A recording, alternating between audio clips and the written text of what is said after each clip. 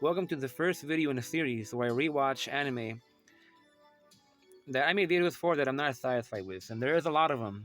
This is the first one. Movies often fail when trying to retell a series because of how rushed and condensed they have to be. Still, Do You Remember Love managed to cement itself as necessary viewing for after the series, despite its flaws. I watched this first, not knowing what I was getting myself into, and with fascination, though I obviously missed a lot, as this was intended for those who had already watched the series. After watching the series and coming back to watch this one more time, after not remembering it so well, everything made sense, even more so at times. It felt like a whole different experience, so much more satisfying with its breathtakingly beautiful art, so much more improved compared to the series. Seeing Minmay and Misa drawn so much more beautifully and moving so fluidly was a pleasantly otherworldly experience that can only be really appreciated if the viewer watched the series first. Consistently throughout, the animation shocked me in how good it looks. If I was alive back then, surely I would be one of those that slept in the streets outside the theater waiting for this to come out. At the time, the film was a massive success back in 1984, only coming second place to Nausicaa of the Valley of the Wind. The movie is very different than the series. In the movie, the writing makes Minmay look like the better choice for Hikaru, while the series spent most of the time making Misa appear that way. The end of the series gets even deeper than this, however. Misa appears very unpleasant this time, but Minmay is portrayed without many of her flaws from the series. Hikaru is much more decisive and assertive instead of feeling so confused and oblivious previously in the series. The Zentradi's men and women get involved in the conflict. There is more explained about the story and the origins of certain parts of the plot. As the humans travel in space inside a city that is inside a giant robotic fortress that can transform into a soldier, they often get into fights with a strange alien race from far away.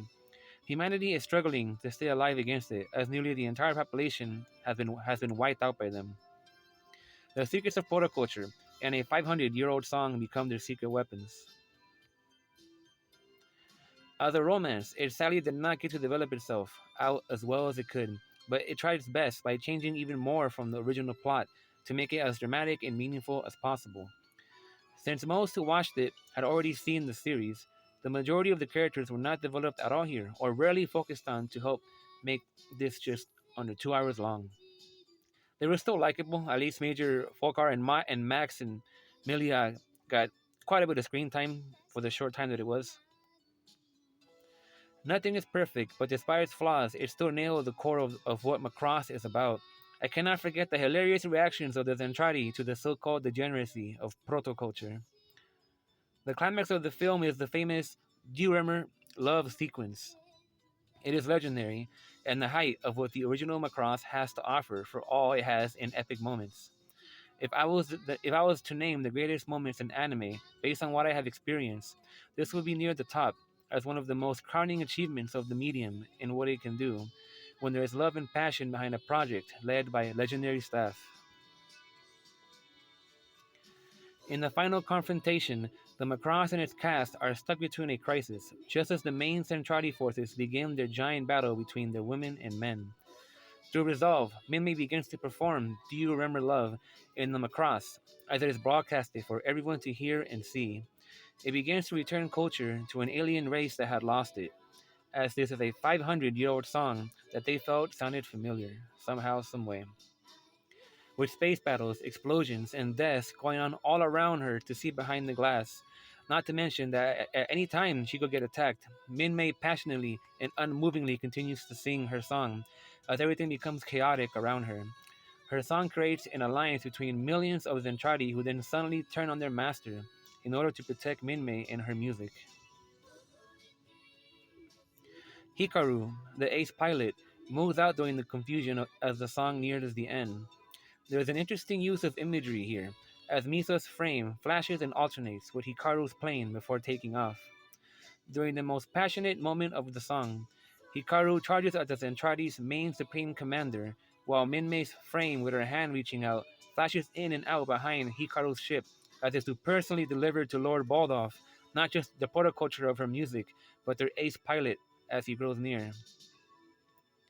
The song ends as the action slowly cools down, and Mimi looks down, looking a bit sad. After all, it was a love song that wasn't all too fitting for her to sing at the moment.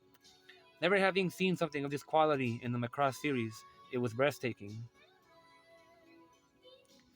The song itself is one of my favorite songs, not just in anime, but all time. Tragically, the man who composed it committed suicide in the early 2000s. Not just him, but Hikaru's voice actor had suffered the same fate a few years earlier. Despite all its flaws, this is still a masterpiece, and for anime, a historical document. 100 out of 100. Thank you for listening.